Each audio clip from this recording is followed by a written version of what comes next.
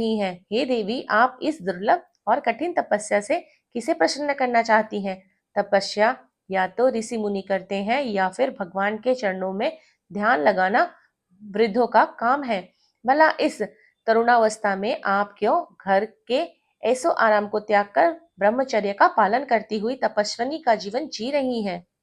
आप किसी तपस्वी की धर्म पत्नी है और पति के समान तप कर रही हैं। हे देवी, आपने बारे में मुझे जानकारी दीजिए कि आपका नाम क्या है और आपके पिता का क्या नाम है। किस प्रकार आप तप के प्रति आसक्त हो गई हैं?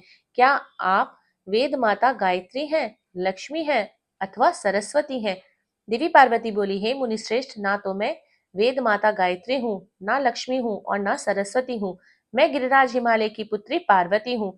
पूर्व जन्म में मैं प्रजापति दक्ष की पुत्री सती थी, परंतु मेरे पिता दक्ष द्वारा मेरे पति भगवान शिव का अपमान देखकर मैंने योगाग्नि द्वारा अपने शरीर को जलाकर भस्म कर दिया था। इस जन्म में भी प्रभु शिव शंकर की सेवा करने का मुझे अवसर मिला था।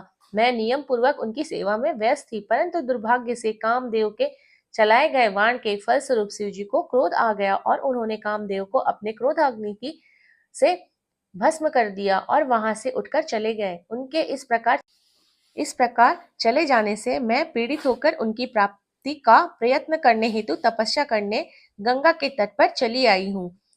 यहाँ मैं बहुत लंबे समय से कठोर तपस्या कर रही हूँ ताकि मैं शिव जी को पुनः पति रूप में प्राप्त कर सकूं, परंतु मैं ऐसा करने में सफल नहीं हो सकती हूँ। मैं अभी अग्नि में प्रवेश करने वाली थी कि आपको आया देखकर ठहर गई।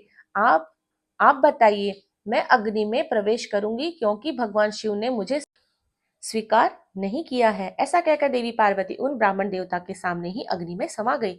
ब्राह्मण देव ने उन्हें ऐसा करने से बहुत रोका, परंतु देवी पार्वती ने उनकी एक भी बात नहीं सुनी और अग्नि में प्रवेश कर लिया। परंतु देवी पार्वती की तपस्या के प्रभाव के फलस्वरूप वह धधकती हुई अग्नि एकदम ठंडी हो गई। सहसा पार्वती आकाश में ऊपर की ओर उठने लगी। तब ब्राह्मण रूप धारण किए हुए भगवान शिव शंकर हंसते हुए बोले, हे देवी, तुम्हारे शरीर पर अग्नि का कोई प्रभाव ना पड़ना तुम्हारी तपस्या की सफलता का यही सूचक है, परंतु तुम्हारी मनवांछित इच्छा का पूरा ना होना तुम्हारी असफलता को दर्शाता है। अतः देवी, तुम मुझ ब्राह्मण से अपनी तपस्या के मनोरथ को बताओ। शिव जी के इस प्रकार पूछने पर उत्तम व्रत का पालन करने वाली देवी पार्वती ने अपनी सखी को उत्तर देने के लिए कहा।